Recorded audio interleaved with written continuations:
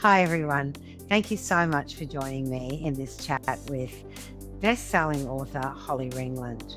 I first met Holly on stage, actually, when I interviewed her for her second book, The Seven Skins of Esther Wilding. And despite the fact that we only really met a few minutes before we met on stage, it immediately felt like chatting to an old friend.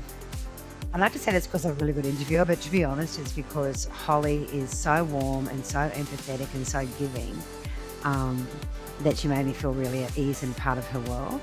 And I think that's a bit of an answer to the secret of why her writing is so magic, because in all of her books, her first one, The Lost Flowers of Alice Hart, The Seven Skins of Esther Wilding, and her next book, which we'll talk about, she really takes great care of both her characters and her readers. You'll know what I mean if you've read any of her books. So we're mostly talking today about this very exciting new book of hers, which is out September 1st, The World Beneath Her Feet. It is an extraordinary book written by a writer, I'm going to say, at the top of her game. So we spoke about this. Obviously, we spoke about this book, but we went very deep amongst many other things. So what you'll hear and see in this podcast is two women, I guess, digging deep. We laughed, might have cried a little bit, I might have swore a little bit, wanted to drink whiskey, but it was too early in the day. And generally, I think it's kind of pretty much a celebration of a shared love of books and the places they can take us. Really hope you enjoy my conversation with the beautiful Holly Ringland. Thanks. Hello, Holly Ringland. Hi, Franny Whiting. I wanted to ask you first off, how are you feeling? Because this is a very kind of weird, heady, exciting time just before your book, The World Beneath Her Feet, is about to come out. So the first thing I wanted to ask you was, how are you feeling? Fran, caveat. This is the very first interview that I am doing in which I am speaking about the world beneath her feet and Maggie Bird with basically anybody who's not paid to listen to me or obligated to love me and hear about it. So that's an incredible delight that it's you, Thank you. that I get to do this with, and honor. And B, I feel nauseous every waking moment of the day and completely skinless and am crying over dog videos in Woolies. First of all, I want to say the honor is mine. And I can't believe I'm the first interview, so I feel now I'm nervous. Thank you. But you shouldn't be at all afraid, because this book, my goodness, I finished it last night. This is why I look tired. I absolutely 100% fell in love with this book and all the people in it. Maggie, Kate, all of them. And we are going to talk about that at length later on. But I just wanted to make sure I first all let you know, my goodness, Holly, congratulations. It's beautiful. It's as beautiful as its cover. Well, thank you. Everything that's beautiful about this cover, the layers, the colour, is in the book as well. The other thing that's in this book, it's just layered throughout, is landscape. I said to my husband last night, I feel like I can smell the eucalypt when I open pages of this book. That's a great dream, is like scratch and sniff, like in a novel. So if I'm like almost there with words, I'm sort of exceeding childhood dreams, I think. I could smell the eucalypt, I could smell the wattle, all of it. The Australian bush, it's just infused, is what I'm trying to get to. Where did this deep affinity for the natural land spring from in you? That's such a beautiful question. And, honestly, this is my fourth book, and I was first published in 2018. So we're almost sort of a decade later. And I, honest to God, in my heart, did not know that I had a natural affinity with nature until people started reading what I was writing, until I became an author, and booksellers and readers and interviewers and conversationalists started talking to me about nature being in my stories and where that came from. when I trace it back, when I do stop and think, okay, well, if it if this is an affinity in me, and where does it come from?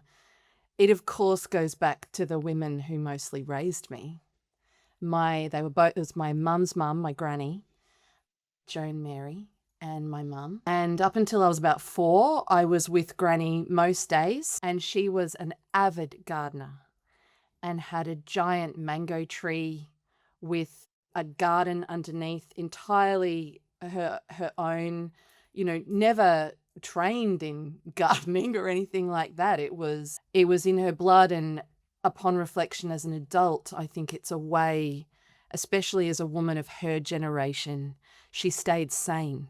It's how she used her voice. She grew flowers and plants, which was a massive inspiration for me in Lost Flowers. But then from the age 4, I was with my mum. And again, I watched mum use her voice through the garden that she planted and made. And when you were little, Holly, you were literally tramped through the bush in all of its beauty, and quite long hikes, I think, through the rainforest. Oh my goodness, that also, I think those hikes must have just got beneath your skin. Hugely. I grew up on the northern end of the Gold Coast on Yugambeh country. And, I just remember life being barefoot a block from the Pacific, or more specifically the Coral Sea. And I hated winter because it meant I had to put socks on. And it meant that I couldn't go outside as much. So I was always down at the beach where I could run to. The Gold Coast was very different then. Or I was in Mum's garden, or on the weekends I was following her legs on trails all through Springbrook National Park, Lamington National Park, Binnaburra, O'Reilly's, all in the hinterland, Yugambeh country. And Mum taught me to look for and find magic in nature and myself simultaneously without me knowing that's what she was doing. And it was all through storytelling and asking me to pay attention and just exposing me, putting me underneath Antarctic beech trees, old growth forests, hearing the whipbird and hearing its mate answer, teaching me how to call out cooey, the Darug word in the bush, which is, for so many of us, something that feels quintessentially Australian to do when we're in the forest. And that was just part of being a kid to me. I didn't know that. Well, actually, is that true? Because I was aware that there were kids at primary school talking about things I knew nothing about, like Jason and Kylie in Neighbours. And I knew of them, but I deeply You're like, did yes, not but know. have you heard of the What Antarctic was beach that is millions Yeah, of I'm years yeah, old? but do you want to talk about what about the bird-winged butterfly though, guys? So, of course, now I'm thrilled about that. The other great magic, I'm presuming your mum must have given you, because I know she was a teacher. I come from a family of teachers, and I know the first thing my dad as a teacher did was put a book in my hands the moment I could pretty much physically carry one. I was going to ask you, did your mum give you that other gift, the greatest gift, which is the gift of reading? From the day I was born, from the day, truly, no exaggeration, from the day I was born. The interesting thing about my mum becoming a teacher is that she did not go to uni to get her Bachelor of Teaching degree until she was in her 50s. I love this.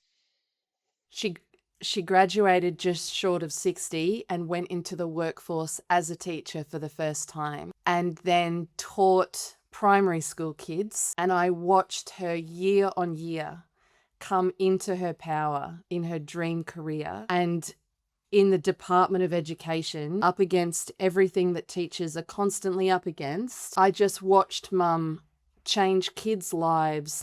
But that teacher in her that didn't come into being for another 3.5, 4 decades, when I was a kid, when I was a really young toddler, Mum was that person. People might remember a scene in Alice Hart where Agnes, Alice's mother, puts words up all around the house. That is what my mum did. My mum did that in my home. my first home. And I was reading fluently by the time I was 3. And that's when I told her I wanted to be a writer. So that's the gift my mum gave me. Do you remember, Holly, what's the first book you remember actually reading? It's actually an Australian author. The book was called The Powder Box Lady by someone called Anita Schaefer. And it is about Kate, the little girl. She's at home with her mum. The illustrations are divine. And she's at home with her mum, and something that her mum has always treasured that she is so fascinated by is this porcelain china box lady that sits up on a shelf. And so obviously being made out of porcelain, she's beautiful and delicate, and to Kate's imagination, she's just captured by this object.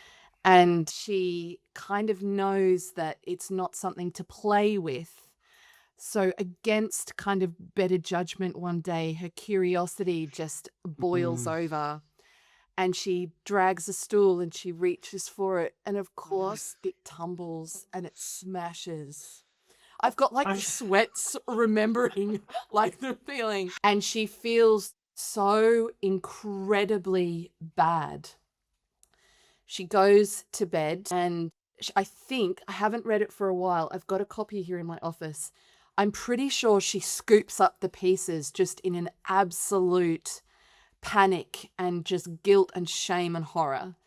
And she goes to bed, and while she's asleep, she wakes up in this strange land, and it's full of bric-a-brac and bits and pieces, and there are little kind of elf gnome-like creatures working, and it's very tactile, and she like follows a path, and she goes into a mountain, and she's in the land of lost and broken. And she sees this, really, he seems very kind, he seems very gentle and lovely, and he's fixing things, this man, at a workbench, and he's got something in his hands, and she's like trying to get a better view of what it is, and she thinks she can see, and like for the reader, you're like crawling into the illustration to try and see if it's what you think it is. And she wakes up the next morning and the dream is over. And she runs down the hallway and she can smell her mum cooking breakfast. And the powder box lady is back on its place on the shelf. You might have. I'm on the edge of the seat going, is it fixed? Is it fixed? Even though I've given you the whole thing, I don't think there's a spoiler there, because the extreme poignancy, especially as an adult reading it. But, hearing you tell that story, when I now look at the books that you've subsequently written, which also feature a lot of brokenness and people putting things back together for themselves and each other, I really think that book did have a very profound effect on you. The layers of unpacking Yeah. it, Fran, like understanding who does the mending and when mending happens. I was noticing as you were telling that story about that book, you had your eyes closed and you were completely traveling back to that time. And I would like you to travel back again. I'm just getting this picture of you as a kid going into your teenage years. I wanted to ask you what you were like as a teenager. And to be honest, I feel like I know part of the answer to this question might be in this book and might be in Beautiful Maggie. When we meet her, we meet her in 2 timelines, but one of the ones we meet her in is a 15-year-old. And she's so gorgeous in every way. She's also very plagued with self-doubt and all the things that our teenage selves are. I don't know how much of Maggie is you, but I would like you to describe, if possible, 15-year-old Holly to me. 15-year-old Holly.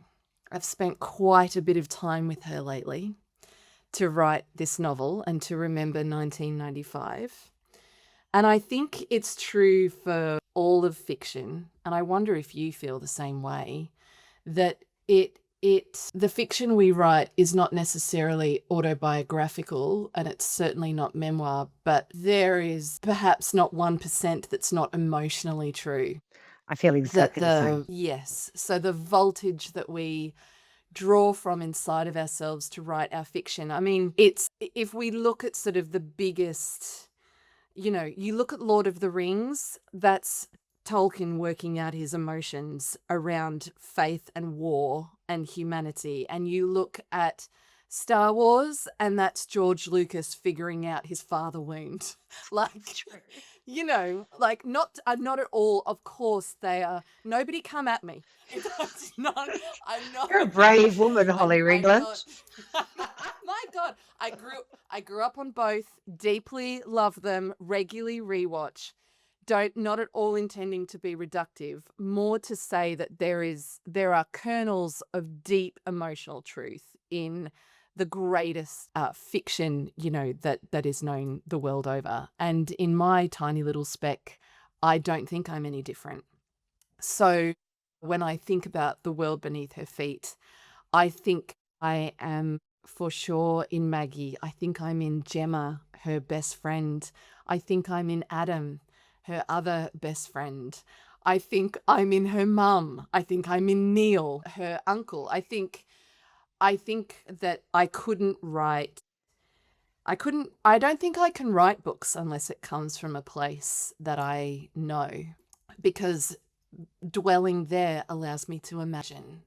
So who I was at 15, I think I was deeply plagued by silence and constantly feeling like I was drowning in my own sea of things unsaid, and having to walk the line of going into the world no longer a kid, but you're not an adult. So you're some sort of child in between, experiencing for the first time how you can be perceived and misunderstood by people in such a catastrophic way that is not aligned with who you know yourself to be. And because you can't speak, you can't do anything to change that, because something about speaking is not safe for whatever reason.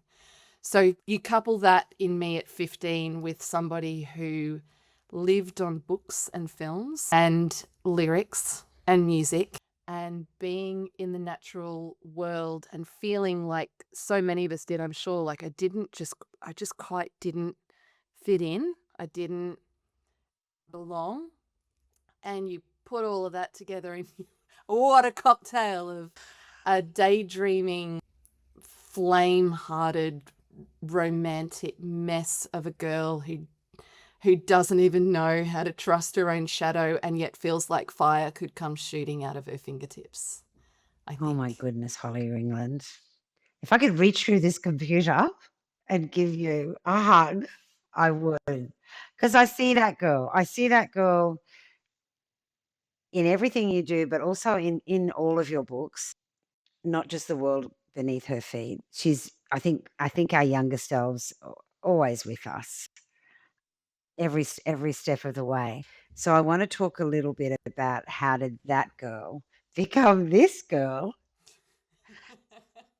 So you had a complete change of landscape when you were quite young. You get through the teenage years somehow, little bit of help from the Cranberries, little bit of help from books, little bit of help from the trees.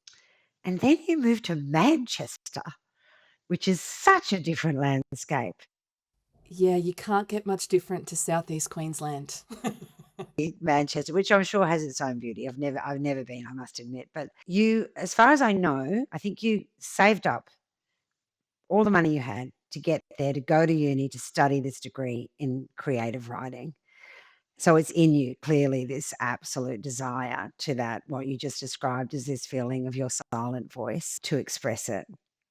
And this is the path you end up taking. And this is where the lost flowers began to bloom. And would you mind if I just quickly read something that you wrote about that book? Please. It's been 12 years since I wrote the first draft of The Lost Flowers of Alice Hart. Although I mostly managed the terror of writing it by convincing myself that no one would ever read it, there were still days at my desk when I couldn't fool myself. I wanted this story to find its kin. I was driven by a deep, aching desire for connection, to use my voice, to roar the way I used to on childhood bushwalks, yelling the Durag word cooey into the Australian bush. waiting with breath held to hear someone unknown and unseen, but on the same track, call Cooey back. I'm here. You are not alone. Holly, quite a few people called Cooey back to you after that book came out. I mean, international bestseller, 30 territories, hundreds of thousands of books. What would you say to the woman who sat there thinking, look, probably no one's going to read this, but I am just going to write it anyway? And how did it feel when your voice that was very quiet suddenly was heard by so many people? Oh, Franny. Okay, two things are coming to mind. I think the first one is that I tried my darndest not to write Alice Hart. I tried writing many other ideas and I loved them and they're in a drawer and one day they'll come back to me. But the problem with them is that I wasn't made, I don't think. My granny and mum didn't make me and raise me, and the cells in me are not made to tell stories at arm's length from my heart. And when I try, I perish and suffer at the base of those things unsaid. Writing Alice Hart uncovered very painfully and very joyfully that I was not born silent and doubtful of my voice. That is something I learned. That is something that I internalized along the way of being alive, as we all relate to. None of us get through this game unscathed. And that's something that I took on, that varying forces of authority implied and impressed upon me throughout the first 34 years of my life, was that it was best if I just shut up as far as telling the truth goes. At the same time, while I was silent, and like I just said to you before, I had this spirit and this feeling that like flames could shoot out of my fingertips. So there was also, from an early time in my life, a skill that I learned about being high functioning, so that on the outside, someone might have thought that I was bubbly and confident, whereas on the inside, I was constantly feeling like I was crumbling and anxious and fretting and totally unsure of every place that I was putting my feet. Writing Alice at 34 years old in Manchester was the first thing that I can recall, even though lots of other things had to happen to get me there to do it, like getting on the plane to go to England on my own, etc., etc. But that's what started to pull this apart. And it's how I started, I guess, to take agency of myself in a way where the inside and the outside started to come closer together than further apart.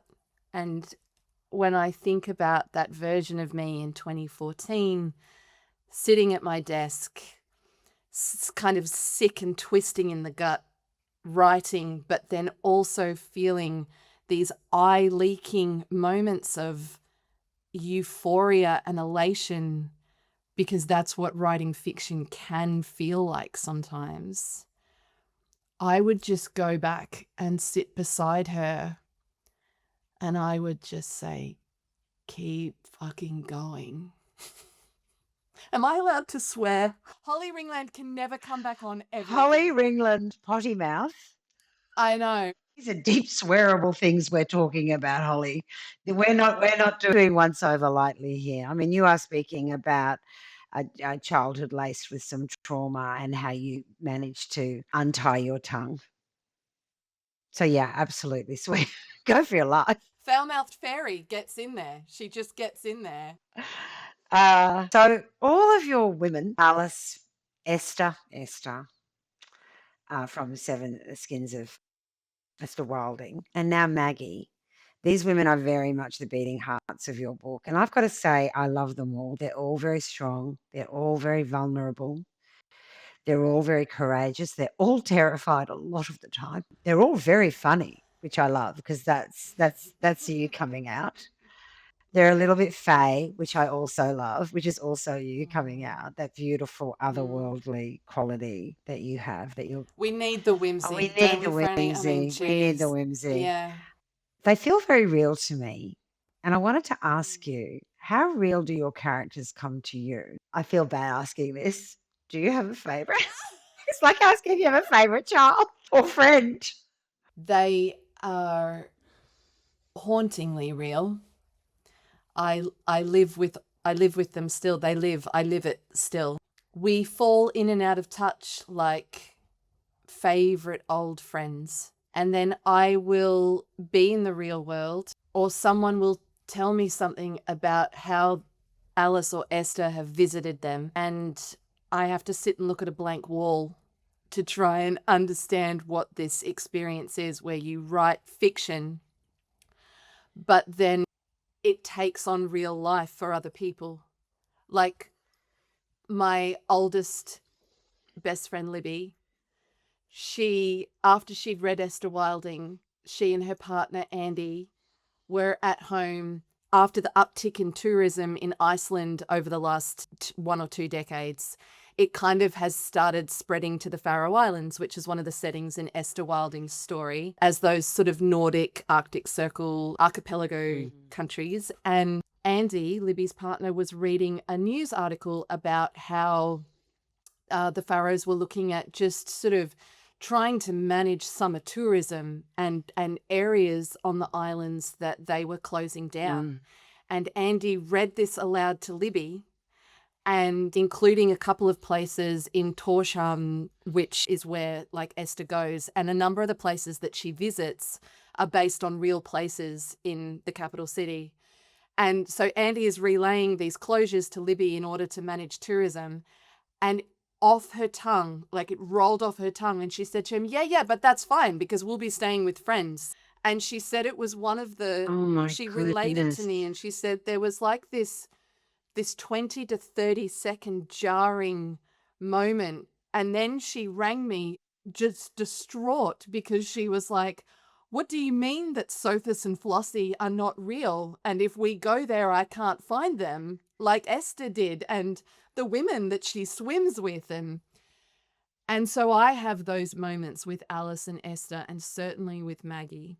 But when other people have them, it makes them even realer to Yes. me. So it does feel they,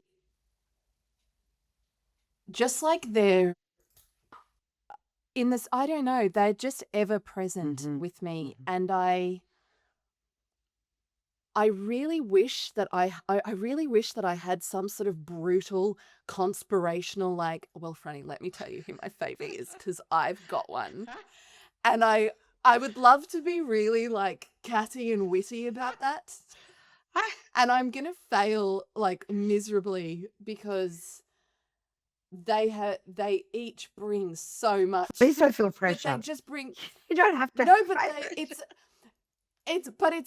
but just wouldn't it be glorious if I was like, oh yeah, I totally do. That is also the power of your writing, I have to say. That kind of taking, I mean, you know, you open a book and you enter a world, and one of your great skills as a writer is that you make us believe in that world. It's very visceral. It's very, particularly, well, actually all of your books, but I'm going to have a confession to tell you. I do have a favorite. I have a new one. Okay, I'm sorry. I love Alice. I love them all. But I love Maggie Bird. My God, she said what she said, everyone. Oh my God, this is amazing. I love everything about this woman. I love everything. I love what she studies, which is, we'll talk about that, geology. Anyway, I won't tell you all the reasons I love her other than to say, I am sorry I now have a favourite, but that's just what it is. And I said what I said. That's all I'm saying. Maggie Bird. Which brings us to Maggie and this book. I did finish it last night. That's why I look so tired. I know it's so hard. Oh no, I actually tried to write a little plot summary, and then I thought, gosh, this is because it's everything. We meet young Maggie, older Maggie. But are you able, do you think, to just give us, yeah, try. Let me try, because it's pretty fresh in my head from writing blurb things. So let me give it a crack here. So in her late 30s, Maggie Bird is living a pretty sweet, charmed life in London. She works at the Natural History Museum in Fossils and Gems. She shares a pretty hilarious home with her very best friend, Harriet, who is a card, and her beautiful, grounded, supportive partner, Joe. Everything is pretty great. But it is only great, Maggie knows, because beneath all of this London life that she has built is the guilt-ridden, heartbroken girl that Maggie left Australia to leave behind in her early 20s. That's when Maggie swore that she would never return. And of course, things trundle along this way until she learns one day out of the blue that she has inherited the land of her estranged but beloved uncle in a lush valley in the southeast Queensland hinterland. And this is when her London life is ruptured. So this land borders a town that Maggie knows really well, and this land knows her just the same, just as well. It's famous for rare opalized fossil discoveries, a volcanic lake rumored to be cursed, and it's the vivid wild place in the 90s that shaped Maggie when she was an angry, lost, heartsick 15-year-old. This was her sanctuary. This is where she experienced the intoxication and the limitation of friendship and first love and desire for her life and the limits of loyalty, until she felt like she betrayed everyone that she loved and needed to just eject and get out. So when this land that Maggie loved and turned her back on comes into her care decades later, she is forced to face what none of us can risk burying, abandoning, or forgetting in our lives. That was pretty good, I've got to say. That was this book, my goodness. I love the town she went back to. I love the townspeople in it, all of them. I love the older Italian woman. I just loved all the characters, but actually that particular character is responsible for some of the most profound lines towards the end of the book. Yes. Speaking of profound lines, I want to talk about the two truths that ribbon this book, which is in every moment you've ever lived is every moment you've ever lived, which kind of is what we've been talking about this whole time. But also, Yes. you will Yep. never love anyone again the way you do at 16. And we meet Maggie in love, and we meet Maggie's first love, who is gorgeous and divine and everything you want in a first boyfriend. That first love is so strong and so deep and so swoony. Did you experience that? And what do you remember about your first love? Jesus Christ, it's time to pull out the whiskey, isn't it? It's time. It's time. Fran, I mean, having just read the Nocturnals recently Thank you. and having my heart socks blown off to smithereens, you know exactly, don't you, what it means when we'll never love anyone again the way we do when we're 16, because you can't. That's the first timeness of it, isn't it? You only get the first time of something once, which is not to say that you don't get it again and it isn't different and bigger and brighter or whatever descriptors.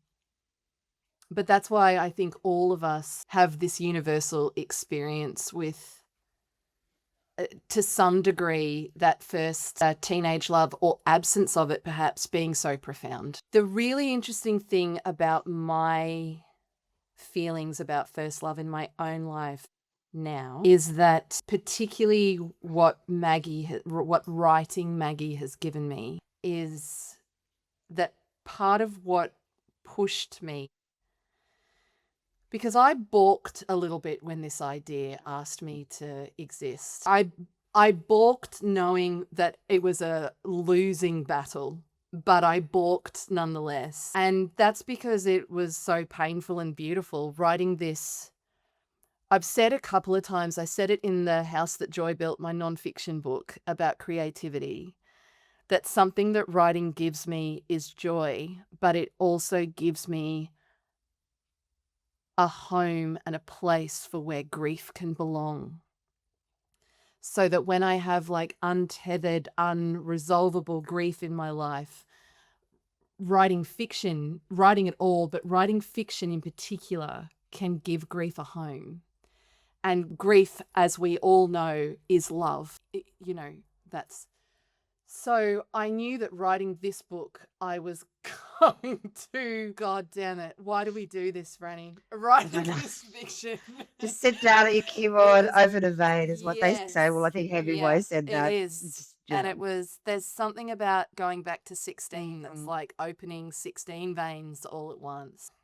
The thing that writing Maggie gave me as I did it, which I have not fully consciously conceptualized until perhaps I've written her through the last page and I can start the act of like restitching myself up, is that my first love was not my first boyfriend or my second boyfriend. My first love was someone when I was a teenager who I loved very much and who loved me back, and we were each other's safe place.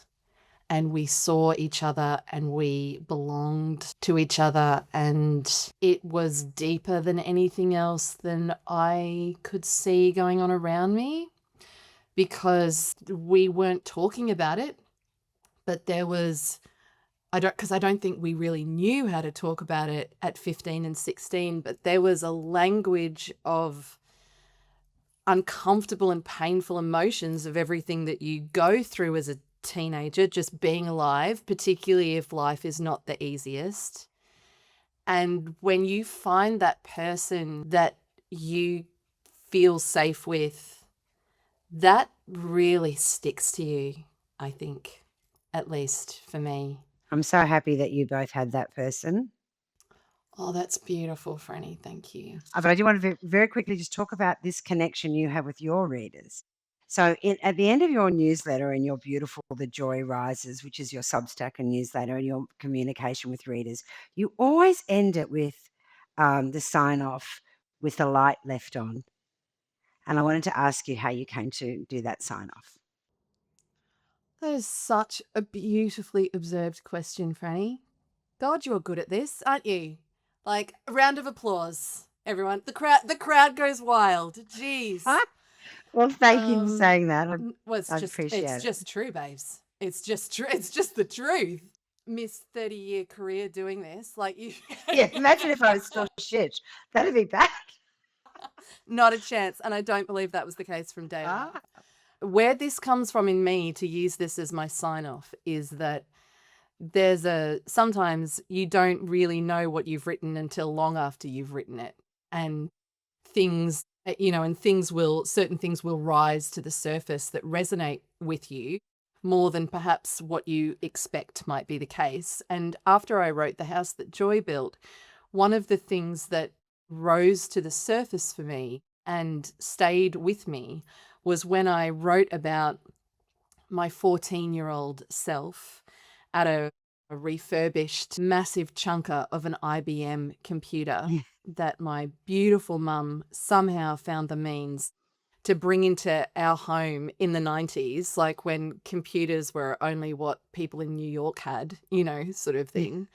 But she got this computer home because I knew how to touch type from learning at school, and it was so that I could write my stories in Microsoft Word. And so what was a result of getting that IBM, thanks to Mum, was that I was free writing on my weekends after school. I would open that Microsoft Word document and it was like going into the mountain of the land of lost and broken things. It wasn't black and white text and a blinking cursor on a fluorescent screen. It was another world that I could slip behind the veil of and into. And that 14-year-old version of me, she sat at her IBM clacking away on that keyboard. And I genuinely, like, the last memory I have of looking at the word count on this ongoing novel that I wrote was like 250,000 words. Oh my goodness. It was like a mashup of Baywatch fan fiction with like River Phoenix being on the run. And Well, clearly we have to publish this work. It sounds amazing. it just brought me so much joy. And some of my friends from school would come over and we had the like Yep. Yeah. printers. I remember. So like you'd have Yeah. to wait and like rip it off the little spoke thing, and they would sit there and read each chapter as fast as I could write it, like it was some like serial, like you know, like a radio show or something. And it just brought me so much joy. And when I think back to what that 14-year-old kid was living with and around and inside of her, and not once do I ever recall sitting down at the keyboard before writing my and thinking to myself, is this shit? Am I shit? Is this any good? I don't think this is any good. I had absolutely no that just was not, I had a lot of self-doubt and fear, but when I sat down to write that book, to write that story, I should say, those things didn't interfere. They weren't in my head. And when I think back to that, and I think about how it would be another 20 years before I Extraordinary. sat down and wrote The Lost Flowers of Alice Hart, it was that kid with her push-up glasses on her nose and her big sprayed fringe that was sitting there writing who left the light on for me. And I call it that because it's like returning to that place in me, writing for the love of it, and it feels akin to that feeling when you come home at the end of a long day, a hard day, and someone has left the light on for you so you can find your way inside. And that is her, and that is what she did for me. And if I can do anything with my writing to honor her but also leave a light on for someone else, if only so that they can find the way to the light left on inside of themselves through their stories, that's the dream.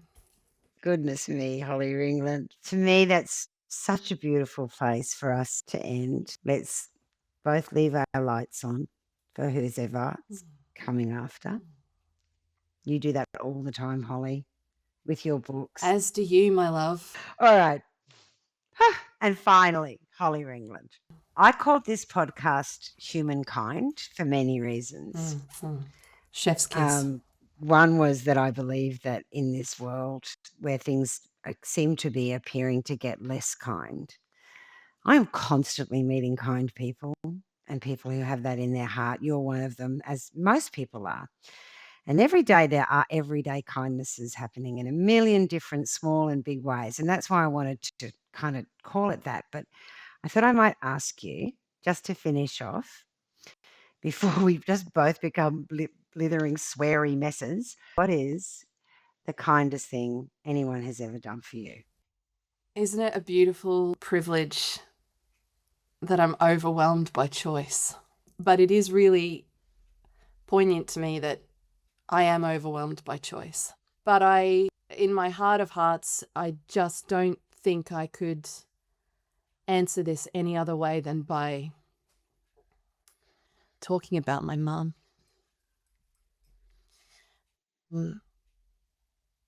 And her gifts of kindness. We have not had it easy. And it's not always been kind. She had to be good cop and bad cop.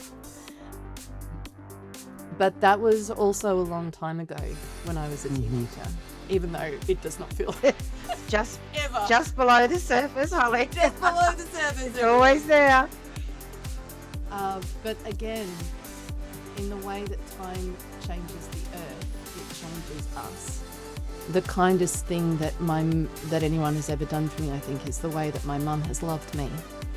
and what that has looked like in actions. And that is, I don't know that there's a more profound kindness than the person that you are born to, raising you with all of the sacrifice and raising you well and loving you well, finding it in them to love you well when they might not have room to even do that for themselves. Thank you, Holly Ringland. Thank you, Franny Whiting. And we shall meet again We sure shall. on a stage where we're going to be discussing this beautiful book in quite a bit of depth. We're going Foster King inside this book, Holly. We are Foster King this book. In the meantime, so great to talk to you today. We covered a lot of ground, and I feel very honoured. I'm done for the day, Me Franny. too. I'm cancelling everything. I'm going to stare at the wall. I'm going to go drink whiskey. But straight in my coffee. The hand on my heart, Franny. Thank you for what you do. Thank you for putting such beautiful stories in the world. Oh, no, right back at you, sister. I hope you enjoyed my conversation with Holly Ringland. You can listen to Frances Whiting's Humankind on Apple, Spotify, wherever you get your podcasts.